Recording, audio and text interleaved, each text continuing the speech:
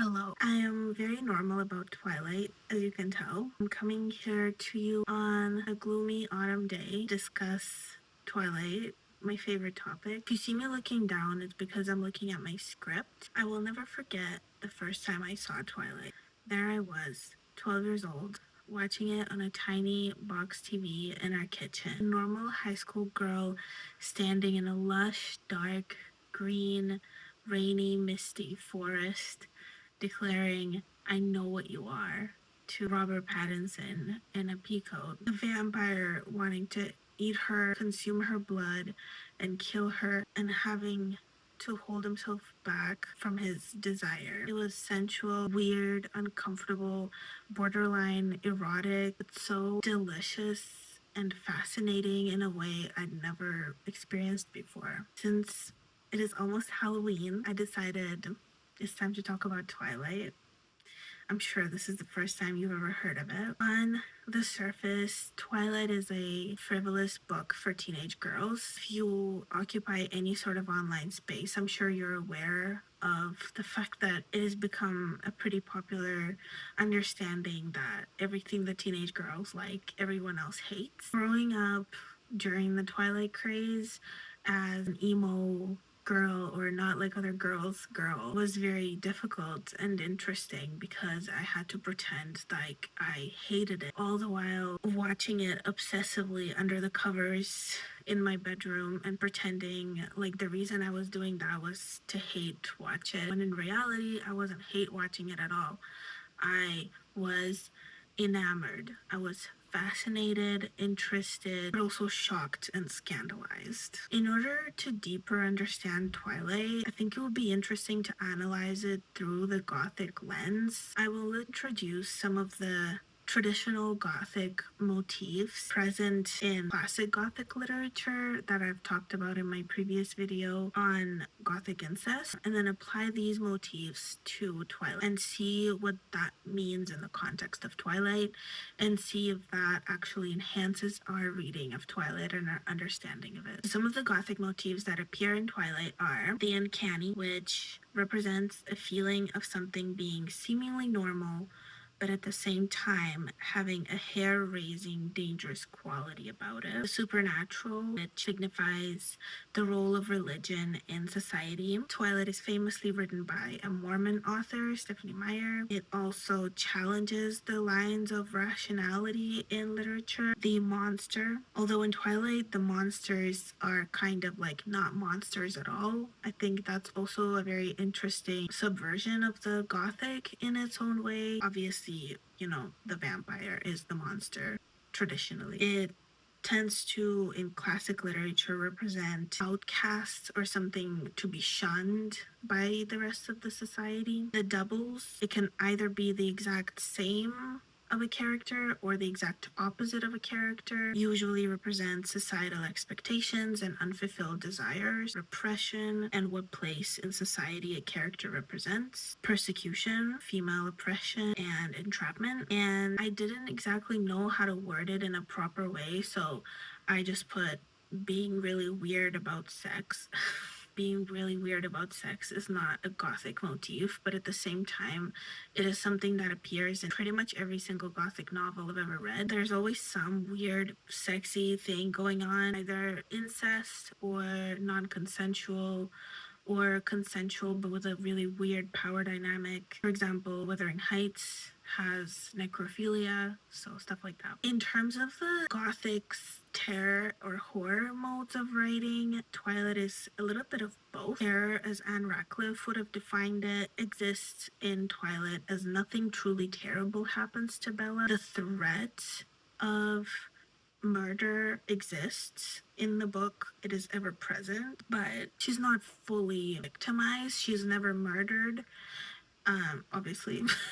And she's never sexually assaulted. She's not eaten, killed, turned against her will, or sexually assaulted, although the threat of those things persists throughout the novel, expressed implicitly or explicitly. The horror of Twilight lies in the fact that all of the supernatural monstrosity is not explained away in a rational manner. All of those things exist in the books. So the vampires are actual vampires that, either kill humans or don't kill humans but still drink blood to sustain themselves. So how do the motifs that I talked about, how do they manifest themselves in Twilight? The uncanny, so that feeling, that like dangerous feeling of seemingly everything being normal but nothing being normal at the same time. Bella experiences this when she first encounters the Cullens. We see her kind of notice right away that something is off about them and that they're not like everybody else. And she sort of almost relates to them in that way because she also feels like an outcast. But in the context of the uncanny typically representing identity loss and repressed desire, Bella actually struggles with her identity throughout the novel. Any, teenage girl would. She feels like an outcast, frequently laments feeling shy and out of place. And after she meets Edward and finds out that he's a vampire, the struggle is cemented and her inferiority complex grows. She's not powerful, strong, and self-assured. Her identity takes a hit. Her world has been turned upside down. Stephenie Meyer chooses to express the struggle of every teenage girl, of every teenager for that matter, of identity and what does it mean to be Bella Swan? What does it mean to be a teenage girl? She chooses to express that in a very Gothic way through that uncanny representation of like hair-raising kind of like dangerous disposition that is not immediately obvious. The supernatural. Twilight actually came to Stephenie Meyer in a dream, which in and of itself is quite supernatural, but also the fact that Bella sees Edward in her dreams all the time, that kind of blurs the border between rationality and reality and supernatural and irrationality. Melly, you hit your head. Since Stephenie Meyer is famously Mormon, she obviously wrote Twilight with her beliefs in mind, and we kind of see that religious aspect of it throughout the novels. Her religion is quite inextricable from her novels. It bleeds through in ways such as these, such as expressing supernatural aspects. The monster. So typically in Gothic canon, monsters represent something to shun. They represent society's kind of anxiety about foreigners, for example. In Twilight, it's subversive in a way because we have a monster that's not really a monster at all. We have almost like a perfect being that is something to be striven for. They are idealized and idolized. We know this is partially because of, again, Stephenie Meyer's belief in like heaven. According to Mormon beliefs, people become perfect when they enter heaven, and they have this like perfect identity, perfect bodies, perfect minds. The monstrous usually represents, like in Dracula, for example, the monstrous represents the invading like foreigner. And then in Frankenstein, their monstrosity represents the anxiety of the identity struggle. Identity and also progress, like scientific progress. What does it mean to play God? And Twilight, the monster is almost like an angelic being. There are also, of course, like traditional monstrous vampires, like the ones that drink blood, the Volturi, and also the vampires that end up hunting Bella, like James and Victoria, are not the main characters of the novel. The doubles. There are two cases of the doubles, I believe, in Twilight. The first is Edward and Jacob, and the second is Victoria and Bella. I think the second one is more obvious, but the first one, because Jacob is not really as much of a character in the first novel, I'm kind of using his character in the context of the entire saga here. Later in the books and in the movies, it becomes more clear that they are doubles because they're competing for Bella's attention. The doubles are often polar opposites of each other. Edward and Jacob represent polar opposites in literal sense, so like the cold-blooded vampire and the warm-blooded werewolf, but also in a cultural sense, the like refined white colonialist settler and the like indigenous savage like beast-like figure. Very problematic. People that are a lot smarter than me have made videos about the alleged white supremacy in Twilight and the really like weird ways in which, for example, all of your melanin is supposed to be leached from your skin when you turn into a vampire. The weird relationship Stephanie Meyer has to the indigenous communities of the Quileute tribes and the representation of the Quileute tribe in the book, especially given what I just discussed, how she chooses to portray the indigenous people as werewolves, closer to animals than the Cullen clan, like the perfect kind of like white colonial clan. So I'm not gonna delve like too deep into it, but I just wanted to touch on that. There's also the classic Madonna horror complex that we see with Bella and Victoria. Victoria symbolizes everything that Bella is not: strong, self-assured, unrestrained, wild, free, and beautiful. Nothing which Bella sees within herself, as long as she is a human, at least. She kind of starts gaining confidence and she becomes like fully into herself once she becomes a vampire. But for the majority of the series, she does not feel this way at all. Victoria, we can also assume, is not a virgin like Bella. She has had, we can assume, premarital sex with James, whereas Bella is forced to wait until marriage by Edward. Despite the fact that she really wants to have sex with him, she has to wait. Bella is kind of unfulfilled that way, whereas Victoria is. We have that commentary on places which women occupy in society. Obviously, Victoria is the antagonist, and Bella is, you know, this virgin good girl. Despite her best efforts, she remains a virgin until marriage. We can, of course, look at this through Stephanie's religious beliefs, but it's not uncommon at all to have this kind of depiction of women and this commentary on the places that women occupy within the social hierarchy. Persecution. We have Bella being hunted by James. Bella is also pursued to an extent by Edward. We have Edward constantly telling her what to do and trying to take control over her. Although it is more benign, you know, he never actually hurts her. It's still very much there, but mainly we see this with James and how he basically kidnaps her and almost kills her and hurts her. He bites her. Being on the receiving end of the attentions, welcome or not, of men much stronger than you is something most women are familiar with. Stephanie explores this concept of female autonomy and the way men who have power interact with it. The Jameses of the world disregarding it, and the Edwards of the world respecting it as much as his extreme inhumanity will allow. Okay, now onto sex. The elephant in the room.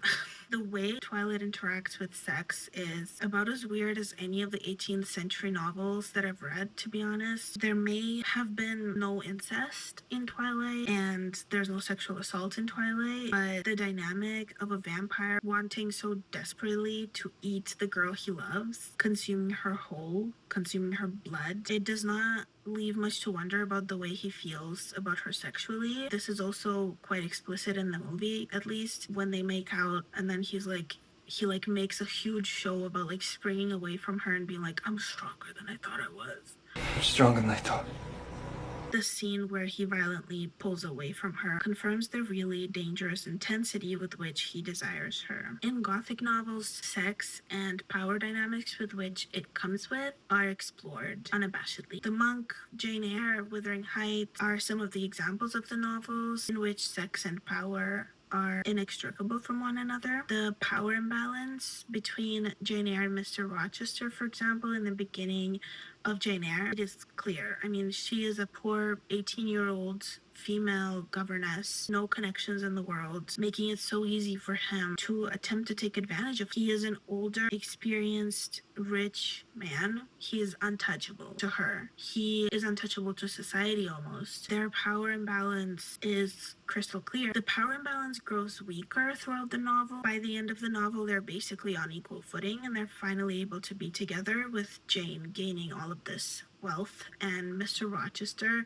gaining a rain, being cleansed of his sins in a fire, quite literally. Only then are they able to be together. In Wuthering Heights, the racialized, othered minority Heathcliff is clearly out of Catherine Earnshaw's league. here, and both of them see it. That is the entire point of their conflict. That is the reason why they cannot be together. Their power imbalance also grows weaker over time, but by the time they became kind of equal, it is too late. Catherine is married. She can no longer be with Heathcliff, and they ruin their own lives and they ruin everybody else's life in the process. Twilight follows kind of a similar path. Power imbalance over the course of 4 books grows weaker because she turns into a vampire, and actually reverses in a way because she becomes a stronger vampire as a newborn vampire. But for the purposes of discussing their first novel, their power imbalance is quite extreme. They address the power imbalance themselves, constantly comparing her to a lamb and a prey, and Edward as the lion and the predator. The lion fell in love with the lamb. What a stupid lamb. You sick, masochistic lion.